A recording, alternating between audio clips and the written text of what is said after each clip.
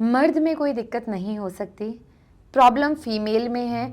Mail अपना checkup नहीं करवाते हैं, फीमेल्स को अननेसेसरली 4-4 5-5 साल दवाइयाँ खिलाई जाती हैं। तो वो जितने भी आईटी फील्ड वाले हैं, मैक्सिमम कपल आईटी फील्ड के इनफर्टाइल आता है। और उसमें ये नहीं कि सिर्फ फीमेल रिस्पॉन्सिबल है, मेल में भी स्पर्म काउंट का रिड्यूस होना, एजोस्पर्मिया, ओलिगोस्पर्मिया।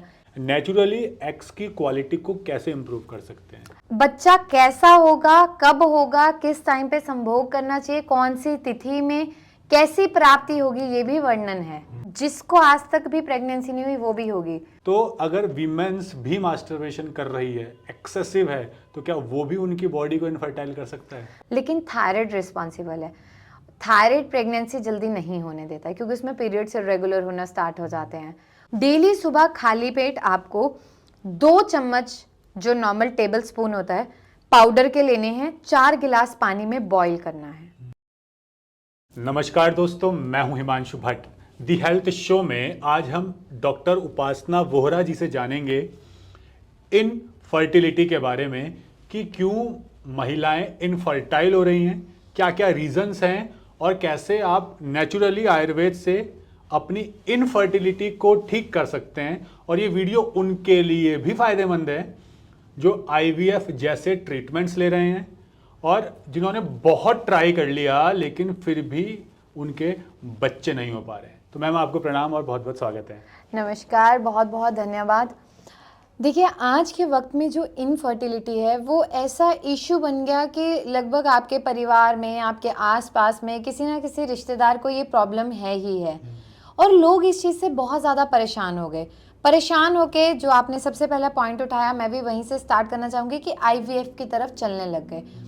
एक आईवीएफ की कॉस्ट ऑन एन एवरेज 4 से 5 लाख रुपए है और सक्सेसफुल रेशो वहाँ पे 15 से 20% होता है। तो ये सारी चीज़ें कैसे हमारी लाइफ का हिस्सा बनी, लाइफ को इन्होंने कैसे डिस्ट्रॉय किया, वो आज मैं ब्रीफ में उसका वर्णन करूँगी। लेकिन शुरुआत करते हैं कारण से। तो सबसे पहला कारण है पीसीओडी। क्योंकि पीसीओडी क्या है? Hormonal imbalance. हार्मोन नहीं बन रहे हैं, पीरियड्स नहीं आ रहे। पीरियड्स नहीं आ रहे तो कहीं ना कहीं प्रेगनेंसी पॉसिबल ही नहीं है। दूसरा जो सबसे बड़ा आज के टाइम में फैक्टर है वो है एएमएच, यानी एंटी मलेरियन हार्मोन। एक ऐसा हार्मोन जो एक महिला प्रेग्नेंट हो सकती है या नहीं उसे दर्शाता है। तो मैं इस चीज़ से बहुत ज़्यादा हैरान हूँ कि कई बार पेशेंट 6-6, 7-7 साल से ट्रीटमेंट ले रहे हैं लेकिन उनका एक बार भी एएमएच का टेस्ट नहीं हुआ होता। और आइडली सबसे पहला जो टेस्ट बनता है, हम एकदम हायर लेवल देखते हैं, हम लो पे कभी देखते नहीं हैं, तो वो है एएमएच। उसका क्या फैक्टर है कि एएमएच लेवल आज के टाइम में इतना कम होने लगा? सबसे पहला फैक्टर है लाइफस्टाइल में स्मोकिंग, अल्कोहल। क्योंकि वुमेन्स में अल्कोहल की कंजप्शन इतनी ज़्यादा हो गई, स्मोकिंग, ड्रग्स का इंटेक इतना ज़्यादा है, स्लीपिंग पैटर्न इतना ज़्यादा खराब है, excessive intake of junk food and low intake of water. पानी लोग बहुत कम पीना स्टार्ट कर दिया लोगों ने। पैक्ड फूड बहुत ज़्यादा प्रेफर करें, प्रिजर्व फूड। इवन अब तो मार्केट में ट्रेंड आ गया कि आप सब्जी नहीं बना सकते तो आप कटी हुई फ्रोज़न सब्जियां लाओ, उतना डालो, बॉईल करो और आपकी सब्जी बन गई। सारी सब्जियां पैक्ड फॉर्म में आना स्टार्ट हो गई। तो ये जो पैक्ड फूड है ना, ये कहीं ना कहीं इनकी जो प्रॉपर्टीज़ है वो कार्सिनोजन, हमारी बॉडी में कहीं ना कहीं मेटास्टासिस, कुछ कुछ प्रॉब्लम क्रिएट करके वो ये सारे इशू को जनरेट करता है। थर्ड फैक्टर है ट्यूब ब्लॉकेज। क्योंकि ट्यूब ब्लॉकेज ऐसा कारण है जहाँ पे बोलते हैं कि ठीक नहीं हो सकती। आप लेप्रोस्कोपी भी करवा दोगे तो उसमें भी 20 से 25% लोग ऐसे हैं जिनकी ट्यूब खुल जाती है, अदरवाइज उसका कोई इलाज ही नहीं है। वहाँ पे लोग आईवीएफ अडेप्ट करते हैं, उन्हें गाइडेंस नहीं दी जाती कि चलिए आपने अंडे रख दिया, 3-4 एम्ब्रियो भी रख रहे हैं, तो वो आगे अगर मूव नहीं किए फिर आप क्या करोगे।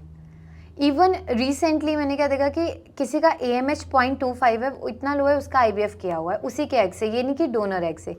तो मिस गाइडेंस भी वन ऑफ द फैक्टर है कि जहाँ पे लोग 1-1 साल में प्रेगनेंसी कर सकते हैं, पॉजिटिव कंसीव कर सकते हैं, उन्हें 5-5, 6-6 साल उन चीज़ों को फेस करना पड़ रहा है। सेकेंडली, इसमें जो सबसे बड़ा फैक्टर है मेरे ओपिनियन के अकॉर्डिंग, मेरे अकॉर्डिंगली, वो है बिजनेस मॉडल। क्योंकि आज के टाइम में misguidance, lack of awareness की वजह से जो IVF, IUI ने मार्केट बनाई, जो बंदा 1 साल में चीज़ें सेटल कर सकता है with the help of medicine only, वहाँ पे उनको मिसगाइड कर करके उनके 6-6 साल निकाल दिए। तो ये सारे फैक्टर है। बाकी इसमें पीसीओडी था, किसी को थायराइड है, वो भी कॉम्प्लिकेशन क्रिएट करेगा, किसी को कोई और हेल्थ इशू है, वो इनडायरेक्टली वहाँ पे फैक्टर बन जाता है। एक्सेसिव इनटेक ऑफ मेडिसिन जिसने हार्मोन को कम्प्लीटली डिस्ट्रॉय कर दिया या डिस्टर्ब कर दिया, तो दीज ऑल आर फैक्टर। और अगर प्रॉपरली देखा जाए तो बंध्यत्व का आयुर्वेद में कोई ऐसा कारण नहीं बताया गया या एलोपैथी में, except these terms idiopathic consider करते हैं, क्योंकि there are so many couple in our country जिनकी रिपोर्ट्स बिल्कुल नॉर्मल हैं, स्टिल दे आर इनफर्टाइल, वो उनकी प्रेगनेंसी नहीं हो पा रही। मैम ये सारे तो कारण हैं, लेकिन क्या कॉन्ट्रासेप्टिव पिल्स का यूज़ करने से, ज़्यादा यूज़ करने से और छोटी उम्र में यूज़ करने से भी बॉडी इनफर्टाइल हो जाती है क्या बाद में? बिल्कुल, देखिए आज के टाइम में हमारा जो युवा है, जो यूथ है, वो बहुत गलत डायरेक्शन में है, और उसको वो उनको क्या चीज़ें इन्फ्लुएंस कर रही हैं, क्योंकि आज के टाइम में हर चीज़ बिल्कुल लाइव हमारे सोशल मीडिया प्लेटफॉर्म्स पे प्रेजेंट है। उन्हें वहाँ उन चीज़ों का नॉलेज नहीं है, आधा अधूरा नॉलेज हमेशा ख़राब करता है। उन्हें क्या पता है कि बच्चे फिजिकली एक्टिव हुए कम एज में, वो गए, प्रेगनेंसी बाय चांस पॉजिटिव हो गई, डर होता है, माँ बाप को बता नहीं सकते। टीवी में एक टाइम पे न्यूज़ देखी थी कि प्रेगनेंसी को 72 घंटे में रोके अनवांटेड पिल से, हमने खा ली, पीरियड्स इरेगुलर हुए, एक्सेसिव यूज़ कर लिया, तो definitely these are the factor, ये कहीं ना कहीं वो वन ऑफ द फैक्टर हैं ही। तो मैम इसके अलावा क्या हमारा जो स्लीपिंग पैटर्न है, क्या वो भी हमारे हार्मोनल इम्बैलेंस को बिगाड़ सकता है, जो बाद में जाके इनफर्टिलिटी का कारण बन सकता है?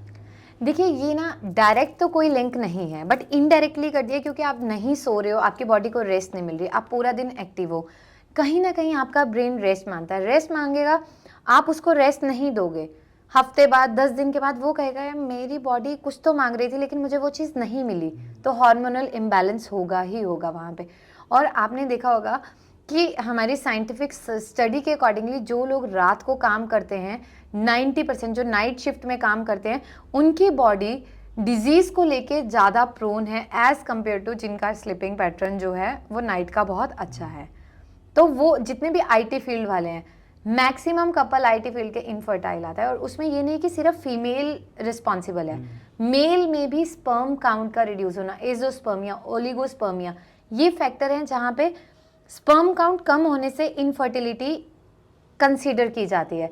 लेकिन इसमें एक चीज़ ऐसी है जो हमारे देश में की गई कि मर्द में कोई दिक्कत नहीं हो सकती, प्रॉब्लम फीमेल में है, और इस चीज़ को नज़र में रखते कि वहाँ पे ईगो आ जाती है, मेल अपना चेकअप नहीं करवाते हैं, फीमेल्स को अननेसेसरली 4-4, 5-5 साल दवाइयाँ खिलाई जाती हैं, लेकिन ये भी बोला जाता है कि आपकी रिपोर्ट्स नॉर्मल है, इसमें कोई दिक्कत नहीं है, और जब 5 साल बाद इंसिस्ट किया जाता है मेल की रिपोर्ट में, कहीं ना कहीं प्रॉब्लम आती है। तो मैम एक जैसे आपने एक टेस्ट तो बताया, तो कोई भी इंसान अगर उसको टेस्ट कराने हैं कि उसकी बॉडी फर्टाइल है या नहीं है, तो कौन कौन से टेस्ट करा सकता है जिससे उन्हें क्लियर हो जाए कि हाँ मेरी बॉडी फर्टाइल है, इतने एग्स बन रहे हैं और हमारा मतलब बेबी करना या बच्चा करना इतना सही रहेगा या नहीं रहेगा, और कितना हेल्दी हमारे लिए भी रहेगा? देखिए इसमें ना हिमांशु, कहीं ना कहीं हमारी किस्मत पे बहुत ज़्यादा काम करती है, क्योंकि मैंने अपने करियर में क्या देखा, देखिए AMH इसमें बहुत क्रूशियल रोल प्ले करता है, फिर एग रप्चर हो रहा है या नहीं उसके लिए हम फॉलिकुलर स्टडी करवाते हैं, प्रोलेक्टिन का लेवल ज़रूरी है, और HSG की रिपोर्ट, ये 4 मेन टेस्ट है, मेरे अकॉर्डिंगली बहुत हायर नहीं जाना होता है। लेकिन मिरेकल होते मैंने देखे जिनका AMH बहुत कम है, स्टिल प्रेगनेंसी हुई, तो वहाँ पे उसका लाइफस्टाइल बहुत अच्छा था, उसने चीज़ें अडेप्ट की, स्पर्म उस अकॉर्डिंगली था, उसकी मोटाइल उतना ज़्यादा था कि इजीली प्रेगनेंसी हुई। लेकिन ऑन एन एवरेज अगर एक इंसान हेल्दी वे में देखना चाहता है तो ये 4 टेस्ट हैं, फॉलिकुलर स्टडी बहुत इंपॉर्टेंट रोल प्ले करती है। आपके पीरियड्स का साइकिल आपको पता होना चाहिए कि आप 28 दिन का है, 30 दिन का है, 32 दिन का है। अगर 3 दिन में आपको पीरियड्स आ रहे हैं तो फ्लो बहुत अच्छा होना चाहिए, 4 डे पे रिड्यूस होना चाहिए, 5th डे पे। तो ये छोटी छोटी चीज़ों का भी हम ध्यान रखें तो मुझे नहीं लगता कि आज ही मुझे प्रेगनेंसी का सोच के सारे टेस्ट की अडेप्ट करना चाहिए, नहीं, आप हेल्दी वे में पॉजिटिव उससे चलो, सारी चीज़ें सेटल हैं। बट हाँ, अगर आपको 6 महीने हो गए ट्राई करते और वहाँ प्रेगनेंसी नहीं हो रही है, देन जो सबसे ऊपर लिस्ट में ये टेस्ट आता है वो ये 4 टेस्ट आते हैं। मैम इनफर्टिलिटी में हमारे एग्स की क्वालिटी भी बहुत मैटर करती है, तो कोई भी है जिसे इनफर्टिलिटी की प्रॉब्लम है, चाहे इनिशियल फेज में हो चाहे बहुत टाइम हो गया हो, अलग अलग थेरेपीज ले रहे हो, नेचुरली एक्स की क्वालिटी को कैसे इम्प्रूव कर सकते हैं? ये बहुत अच्छा क्वेश्चन है, क्योंकि लोगों को लगता है कि नेचुरल वे से एएमएच कभी बढ़ ही नहीं सकता। एएमएच एट द एंड जो है एग की क्वालिटी को शो कर रहा है वहाँ पे। अगर मैं एलोपैथी में बात करूँ तो वो लोग क्या करते हैं कि ओवुलेशन को इंक्रीज करने के लिए इंजेक्शंस देते हैं। डेज फिक्स होते हैं, ल्यूटियल फेज है, फॉलिकुलर फेज है, उसमें इंजेक्शन दिए जाते हैं। लेकिन आयुर्वेदा में फल घृत बहुत अच्छा काम करता है। अशोका ऋष, अशोका जो प्लांट है, कुमारे आसव है, 10 मूल हैं, 10 मूल जो उसमें यूज़ की जाती है, जड़ यूज़ की जाती है। ऑटोमेटिकली ऐसे बहुत सारे कॉम्बिनेशन है जो एग की क्वालिटी को नेचुरल वे से इम्प्रूव करते हैं। लेकिन इसके साथ में पंचकर्मा में उत्तरवस्ती का वर्णन किया गया है। जी। उत्तरवस्ती क्या है कि जो महिला की योनि है उसके माध्यम से प्लांट्स का डिकोशन यानी कि काढ़ा अंदर इंजेक्ट किया जाता है। पेनलेस प्रोसीजर होता है, कोई दिक्कत नहीं है, बहुत कम लोग परफॉर्म करते हैं, लेकिन उत्तरवस्ती इसमें बहुत अच्छा रोल प्ले करती है।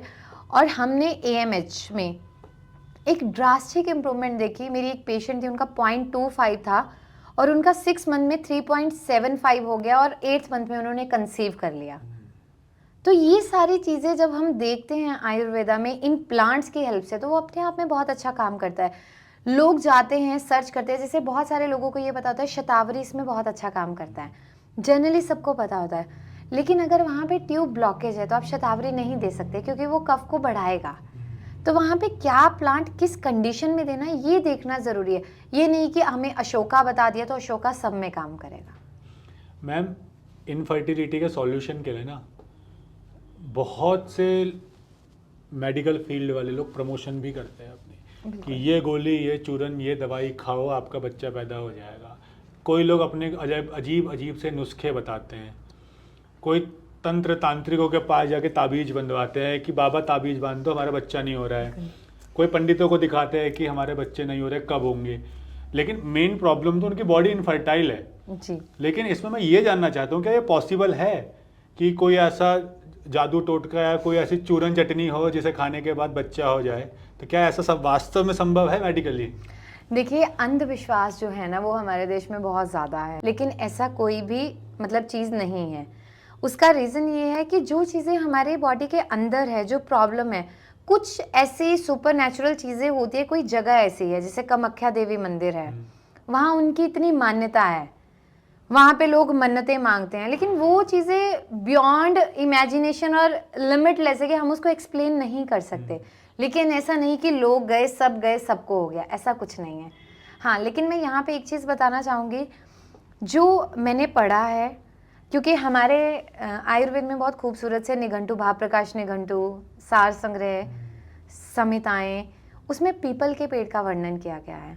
उसमें बताया गया है कि जो भी महिला है, इनफर्टाइल है, बच्चे नहीं हो रहे, अगर पति पत्नी 365 दिन लगातार पीपल को धागा बांध के उसकी परिक्रमा करते हैं तो उनकी ज़रूर बच्चा होता है। ये आयुर्वेद में वर्णित है? वर्णित है ये चीज़।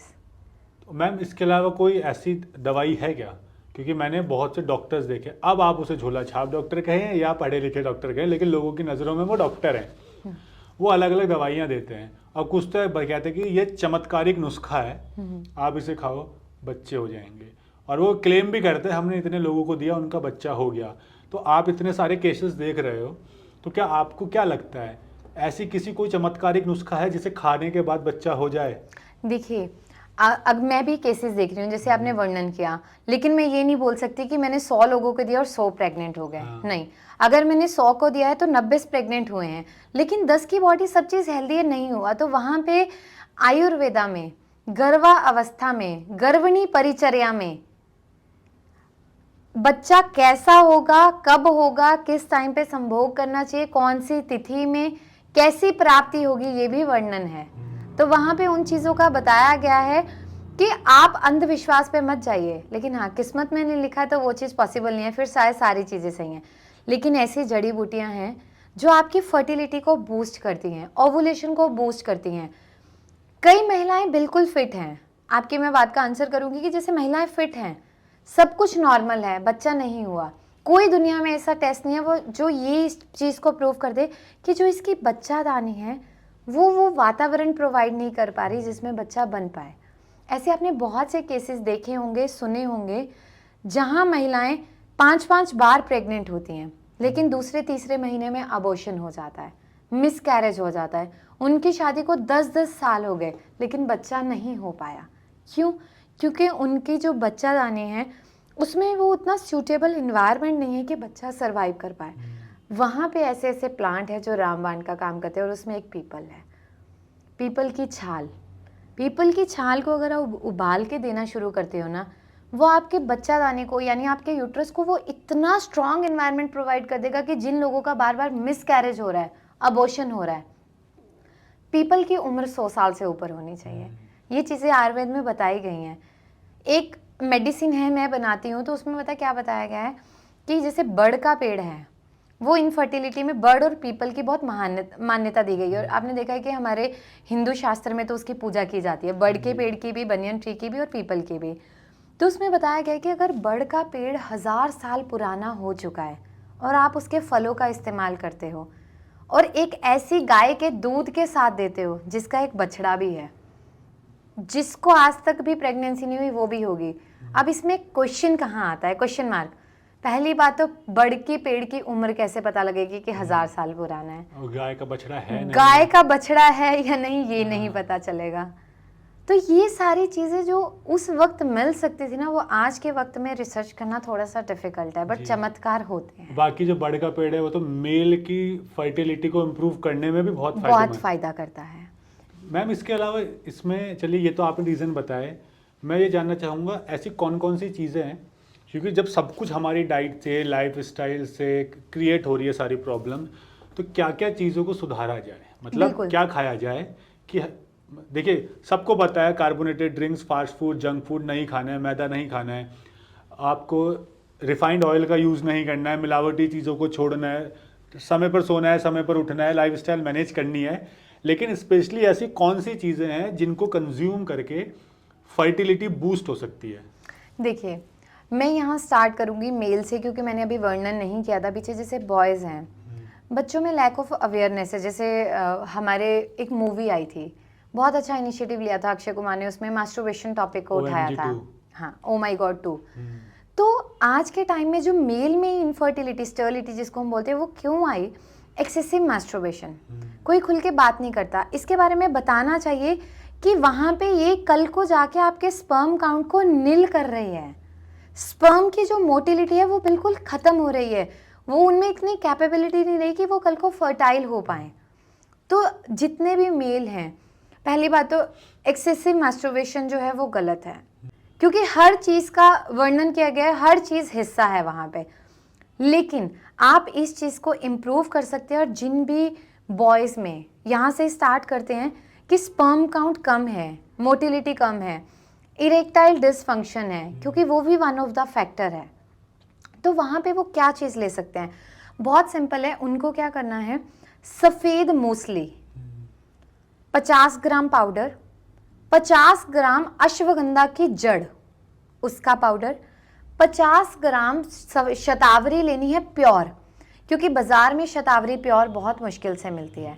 जब आप तीनों चीज़ों को रख ले, 150 ग्राम हो गया। इसमें आपको 50 ग्राम कूजा मिश्री, जिसको हम बोलते हैं धागे वाली मिश्री, उसको मिला के आप घर में रख लीजिए। डेली रात को सोने से पहले 1 चम्मच गाय के दूध के साथ आपको लेना है। ये आपके स्पर्म काउंट को भी इंक्रीज करेगा, मोटिलिटी को भी इम्प्रूव करेगा, इरेक्टाइल डिसफंक्शन में भी काम करेगा।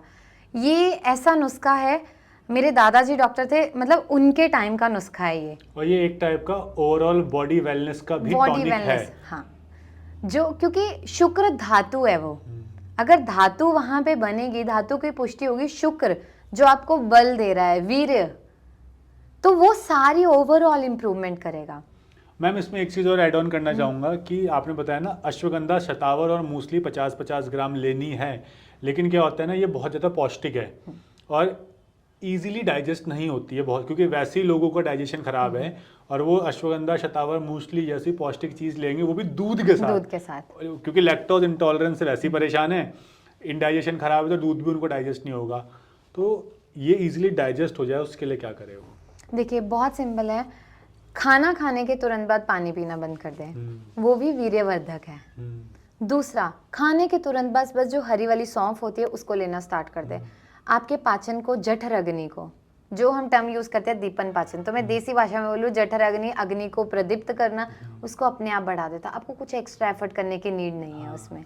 और हाँ, अगर आप बहुत ज़्यादा चाहते हो तो आप दूध को थोड़ा डाइल्यूट करके ले सकते हो, अगर डाइजेशन बहुत ही ज़्यादा पुअर है। लेकिन जिन लोगों को कॉन्स्टिपेशन है वो इस रेमेडी को करेंगे तो उन्हें कॉन्स्टिपेशन और ज़्यादा होगी। वहाँ पे उन्हें क्या करना है, पहले कॉन्स्टिपेशन पे वर्क करना है।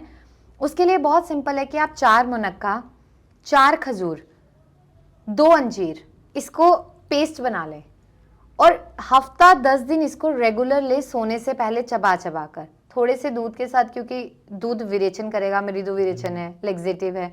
अगर आप नहीं लेना चाहते आप गर्म पानी से ले लें, आपकी कॉन्स्टिपेशन भी ठीक होने लग जाएगी और उसका पाचन भी सही हो जाएगा। मैम चलिए, आपने बात की मेल्स में मास्टरबेशन की, लेकिन जिस जनरेशन के बीच में हम हैं ना, यहाँ पे विमेंस के मास्टरबेशन की भी बहुत बात होती है। और मार्केट में चाहे मेल्स हो चाहे फीमेल्स हो, दोनों के मास्टरबेशन के लिए बहुत से सेक्स टॉयज भी अवेलेबल है। तो जितना आजकल मेल्स में मास्टरबेशन कॉमन है उतना ही फीमेल्स में भी है। बस बात यह है कि बात केवल मेल्स की होती है। तो अगर वीमेंस भी मास्टरबेशन कर रही है, एक्सेसिव है, तो क्या वो भी उनकी बॉडी को इनफर्टाइल कर सकता है? बिल्कुल, देखिए ये आपने बहुत अच्छा क्वेश्चन उठाया है। और मास्टरबेशन वुमेन्स में भी बहुत कॉमन हो गया है। सबसे पहले उसका जो साइड इफेक्ट आता है वो आता है वेजाइनल इन्फेक्शन, जो फीमेल्स में वाइट डिस्चार्ज इंक्रीज हो रहा है और इनफर्टिलिटी का ये कारण है। और वो डायरेक्टली है क्योंकि excessive masturbation leads to loss of libido in females. उनमें जो वो एक डिजायर है वो खत्म हो जाती है। और आपको भी ये चीज, हर इंसान को ये चीज पता है कि अगर आप में डिजायर नहीं, आप बिना मन के किसी भी चीज में इन्वॉल्व हो, वो कभी नहीं हो सकता। और आपकी बॉडी ऑटोमेटिकली नेगेटिव चेंजेस लेना स्टार्ट कर देती है, क्योंकि कहीं ना कहीं वो आपके माइंड में प्रेशर है, स्ट्रेस है, हार्मोन डिस्टर्ब हो रहे हैं। और जो आपकी बॉडी में हार्मोन फॉलिकुलर फेज में चीजों को पीक पे लेके जाएंगे, ओवुलेशन को पीक पे लेके जाएंगे, वो जीरो हो जाती है। तो ये वन ऑफ द फैक्टर है, चाहे वो मेल है चाहे फीमेल है, बोथ आर इक्वली रिस्पॉन्सिबल। क्योंकि आज के टाइम में कोई किसी से कम नहीं है। तो वो कहीं ना कहीं, क्योंकि देखिए एक टाइम पे मेल का आता था स्मोकिंग ड्रिंकिंग, अब फीमेल भी उतना ही कंधे से कंधा मिला के चल रही है। सिमिलर वे में मास्टरबेशन, चाहे वो मेल है चाहे फीमेल है, both are equally responsible. Ma'am आपने अश्वगंधा, शतावर और मूसली बताई, इनके अलावा और क्या क्या चीज़ें हैं जो हम कंज्यूम करें बूस्ट करने के लिए फर्टिलिटी को? देखिए बॉयज का तो मैंने बताया, क्योंकि अगर मैं मल्टीपल चीजें बताऊंगी सब कंफ्यूज होंगे। बेटर है कम करें पर बेटर करें, फॉलो करें। फीमेल्स का मैं बताती हूँ कांचनार।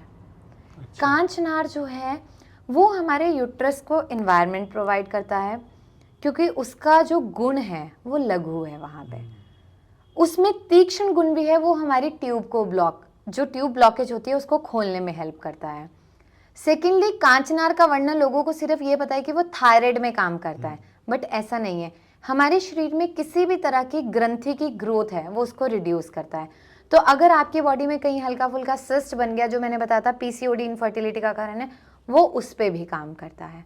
अगर रसौली है बच्चादानी में, वो भी इनफर्टिलिटी का कारण है, क्योंकि यंग एज में रसौलियाँ हो रही हैं, तो वो रसौली को भी डिसॉल्व करता है। तो बहुत सिंपल है, आप कांचनार की छाल ले लीजिए, उसका पाउडर बना के रख लीजिए, डेली सुबह खाली पेट इसको लेने का, लेकिन प्रॉपर वो है प्रोसेस है। डेली सुबह खाली पेट आपको 2 चम्मच, जो नॉर्मल टेबल स्पून होता है, पाउडर के लेने हैं। 4 गिलास पानी में बॉईल करना है। जब वो 1 गिलास पानी रह जाए, आप उसे छान के रख लीजिए। आधा गिलास आपको सुबह खाली पेट पीना है, उसके 1 घंटे तक आपको कुछ खाना पीना नहीं है। और आधा गिलास शाम को पीना है, जैसे लगभग 6 बजे के करीब, जिसमें 1 घंटा पहले आपने कुछ नहीं खाया है और 1 घंटा बाद आपने कुछ नहीं खाया है। आप देखिएगा कि जिन भी महिलाओं में मोटापा है, फैट बर्न होना शुरू होगा, क्योंकि मोटापा भी फैक्टर है इनफर्टिलिटी का। यूट्रस पे इतना ज़्यादा वजन बढ़ रहा है। पीसीओडी वाले हैं, उनके पीरियड्स थोड़े रेगुलर होने लगेंगे तो जो इंसुलिन रेजिस्टेंस है वो अपने आप सेटल होने लगेगा। तो उन्हें जो है ग्लाइमेट, मेटफॉर्मिन ये नहीं लेना पड़ेगा, वेट रिड्यूस होगा। पीरियड्स रेगुलर होंगे तो ओवुलेशन बढ़ेगा, एग की क्वालिटी बढ़ेगी, एग की क्वालिटी अच्छी है तो ऑटोमेटिकली फीमेल प्रेग्नेंट है। तो ये सारी चीज़ें इंटरलिंक है, बट द थिंग इज़ कि हमें इंस्टेंट चाहिए, और इंस्टेंट के चक्कर में क्या होता है, 6 महीने बच्चा नहीं हो हम सर्च करते हैं, 3-4 फिक्स दवाइयाँ हैं, पहले हम सेल्फ मेडिकेशन लेते हैं। सेल्फ मेडिकेशन भी इनफर्टिलिटी का वन ऑफ द फैक्टर है, जहाँ पता नहीं है, खुद से खा के सब खराब कर लिया, फिर चाहते हैं डॉक्टर साहब अब आप लास्ट उम्मीद दो, जो मर्जी कर दो। तो ये सारी चीज़ें मैंने देखी, ऑब्जर्व करी।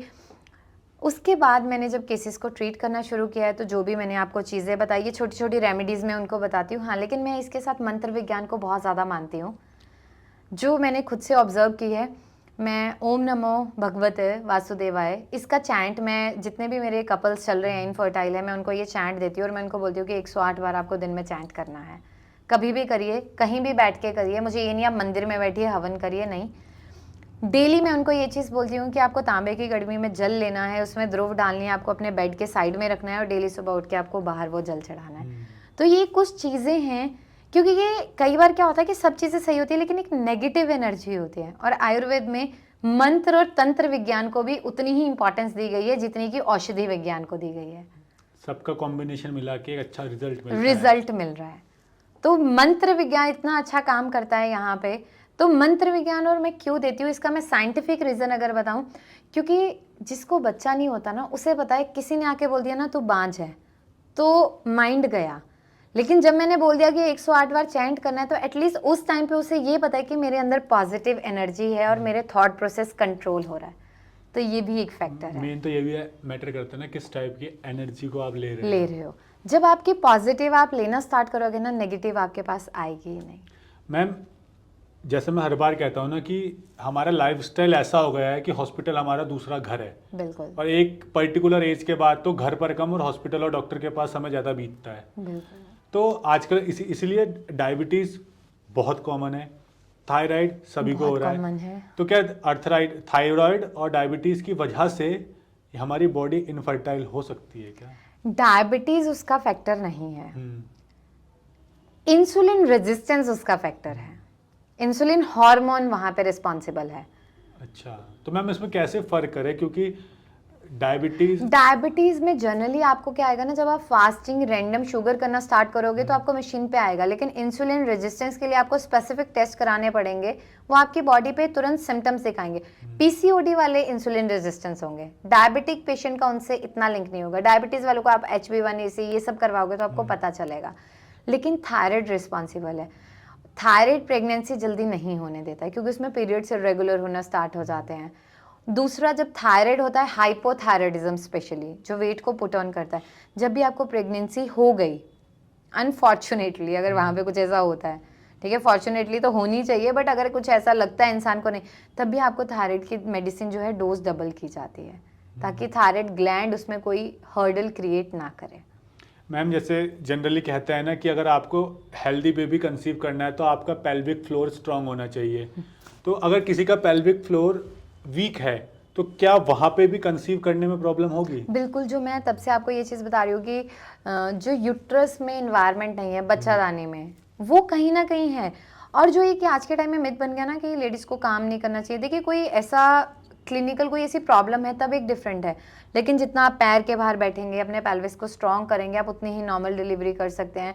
और वो फैक्टर है, बट बहुत ज़्यादा मैं उस चीज़ को कंसीडर नहीं कर सकती। हाँ, लेकिन आप उसको स्ट्रॉन्ग कर सकते हो कीगल एक्सरसाइज से, क्योंकि सब कुछ आपस में लिंक करते हैं, आपस में इंटरलिंक है चीजें। क्योंकि उसको हम पेल्विस नहीं बोल सकते, वी कैन से कि हाँ यूट्रस में वो इन्वायरमेंट नहीं है, then this is one of the factor.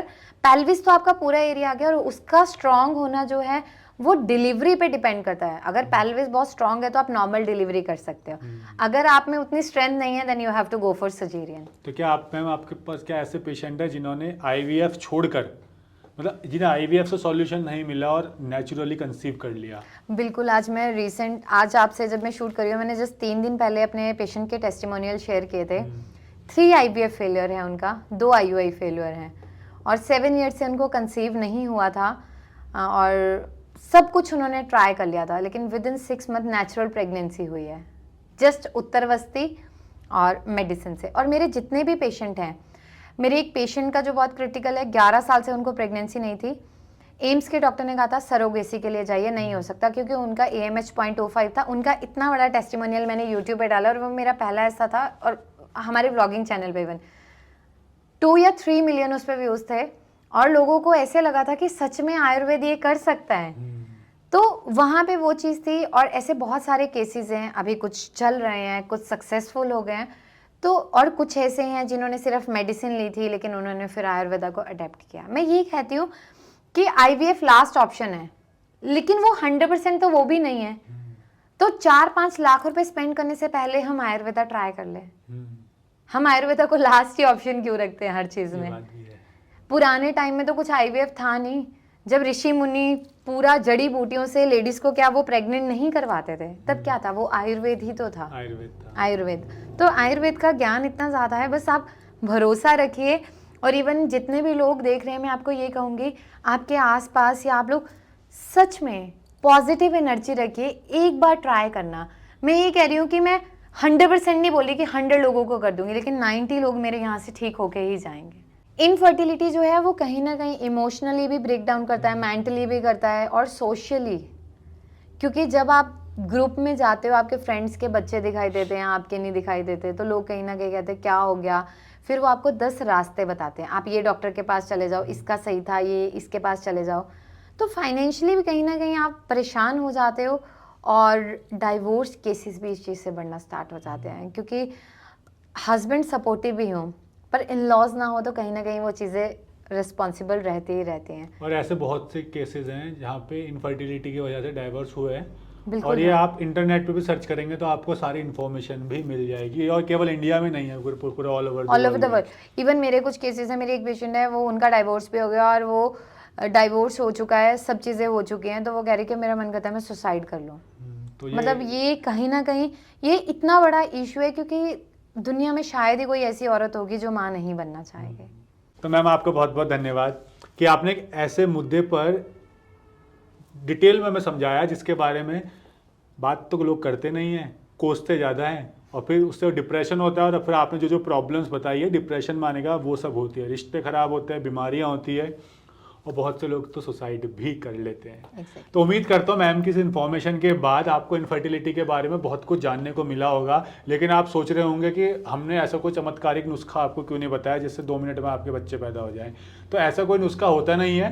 तो इस वीडियो को सुनने के बाद आपको ये भी समझ में आया होगा कि इनफर्टिलिटी को दूर करने के लिए या बच्चा पैदा करने के लिए जो बड़े बड़े पोस्टरों पर, दीवारों पर लिखा रहता है कि गुप्त रोग के मरीज हमसे आकर मिले, तो ऐसे लोगों के पास जाने से भी आपको बचना चाहिए, क्योंकि उनके पास ऐसे मतलब गुप्त रोग वाले ऐसे लोगों के पास जाकर आपका रोग तो ठीक नहीं होता बल्कि वो और ज़्यादा गुप्त हो जाता है। तो इन लोगों से जाने से बचे और लाइफस्टाइल सुधारें, और जो मैम ने बताया इन चीज़ों को अपनी लाइफ में इम्प्लीमेंट करें अगर आपको सॉल्यूशन चाहिए। और पेशेंस रखें, पेशेंस रखेंगे तो पेशेंट नहीं बनेंगे आप, तो पेशेंस रखें।